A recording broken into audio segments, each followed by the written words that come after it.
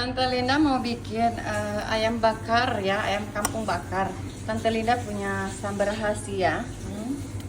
Ini sambal, ini bumbunya udah di oseng-oseng ya, rahasia bumbu kuning. Ini tinggal diaduk-aduk. Nanti didiamin di kulkas ini ayamnya, terus dibakar ya. Ini proses kita ya. Yuk kita tengok ya. Inilah ayam bakar saya. Lihat, indah kan warnanya? Tuh, warnanya indah pakai bumbu rahasia saya. Tuh, lihat, ya kan? Tinggal jajablog, tinggal dahar. Jangan sambal mentah, enak. Kasih lalapan, amun tema jengkol apa pete, enak sekali hirup tehnya. Sok, ngelujeng.